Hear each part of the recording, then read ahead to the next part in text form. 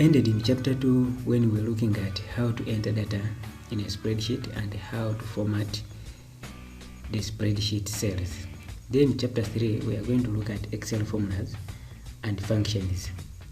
Welcome dear viewer, stay around as we explore details about Excel formulas and functions. Now here I'm starting with operators. This is a common term which also appears in mathematics, and it is used to specify the type of calculation that you want to perform on the element of a formula.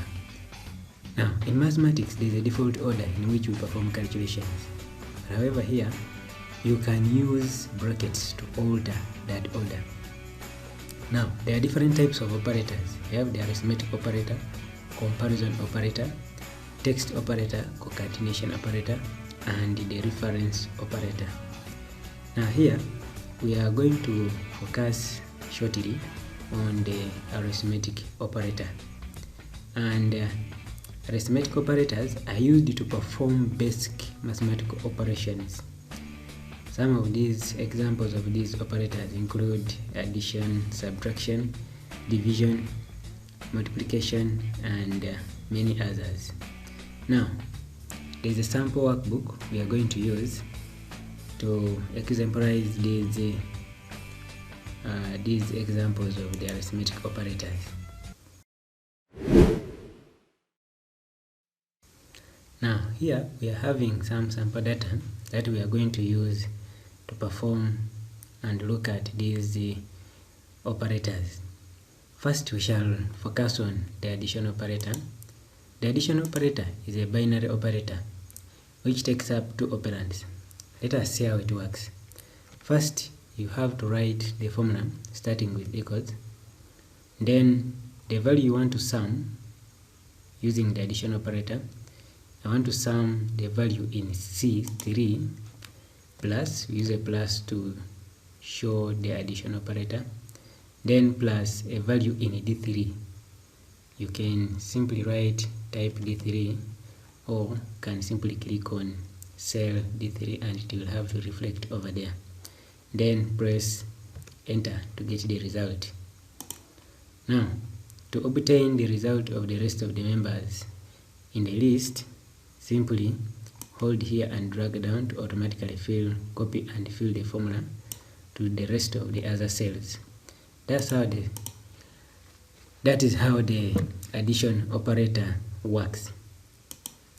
Then the subtraction operator, it is also a binary operator which takes up two operands.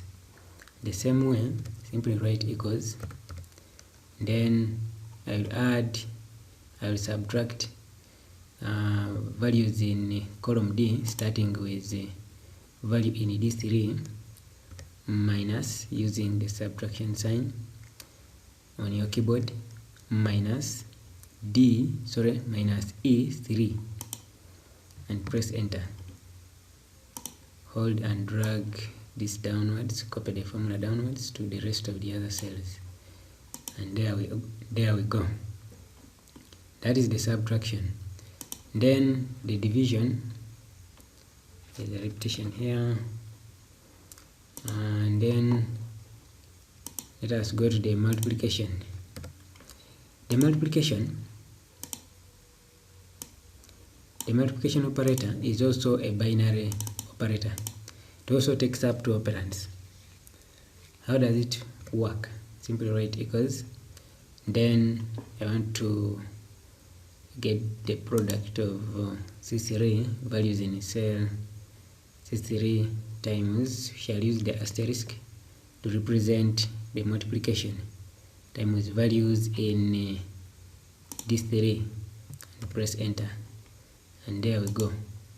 Those are the results. I will also copy the formula downwards to the rest of the other cells.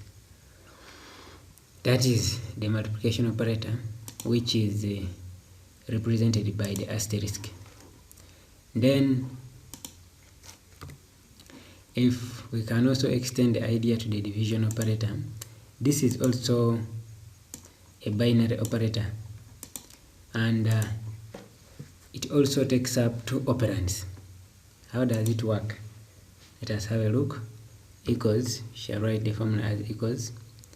Then we want to divide say values in cell D3.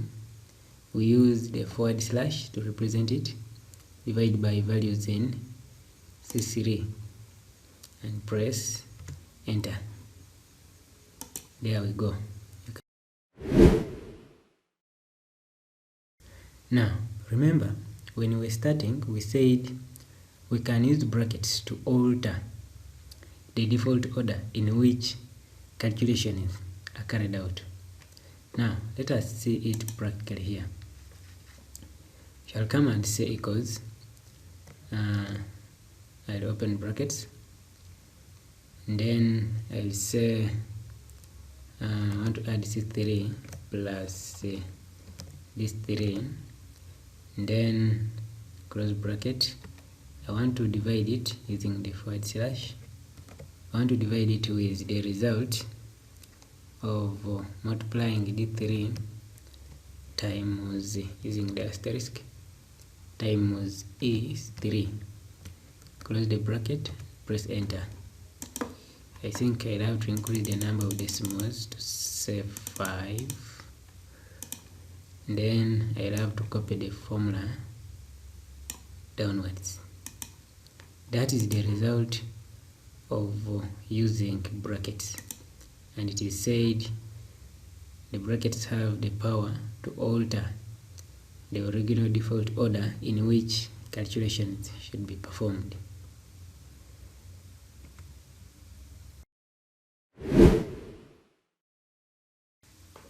Yes, welcome back. Now let us look at the sum function. The sum function adds all numbers that the user specifies as arguments. The arguments can be in form of a range, an array, a cell reference, a constant, or a result of another function. Now there are several instances in which we can use the sum function. Let us look at one of them.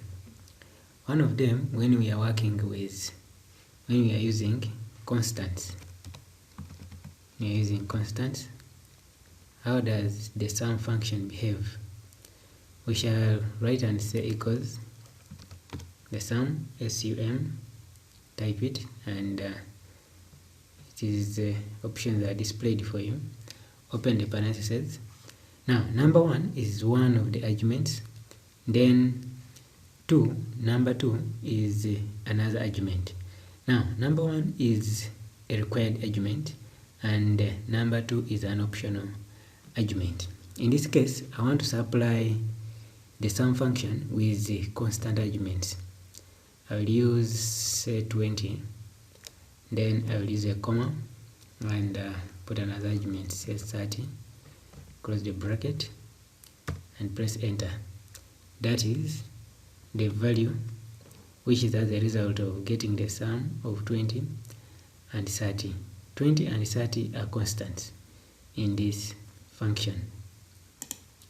Let us look at another instance where the sum function can be used to add values in a range. What about adding values in a range? The sum function can be used. In this case, I'm going to add values in column C, starting from C3 through C18. I will come to cell G3 and I say equals the sum, open brackets or open parentheses, then I will type the range C3 through C18, close parentheses and press enter to give you the result. That is when you're using the sum to get, you're using the sum function to get the sum of values across a range. Now take a few minutes, practice these few with other examples of your choice, and come back and we proceed.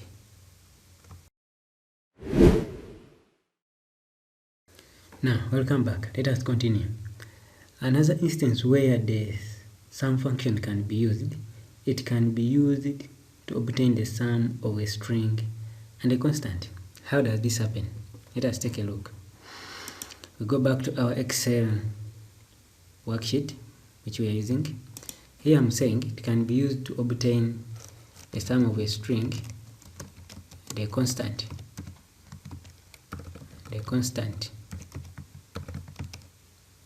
How does this happen? We shall write equals, then sum, open parentheses. I will use a string 60, put it in quotes because it is a string. Then I will use a value 29, comma. Then I will supply it with a boolean value true, close bracket, and press enter. Let me explain briefly. Now, the sum function treats this as a string because it is in quotes, and later on it is translated into a value. It gets 60, adds to 29, then this boolean value is also converted to a 1. So it gets 60 plus 29, which is 89, plus the result of a true, which is a 1, to make 90. That is how the sum function behaves with summing a string value plus a numerical value plus a boolean value. Let us proceed. Then the sum function can be used to get the product of the sum of a range and a constant. Here I'm saying it can be used to obtain the result of a range and a constant. How does this happen? Let us have a look. Shall say equals sum, open parentheses. Then I will start with a range. I will use range D3 through D18. Then as the first argument, when I put a comma, it skips the second argument.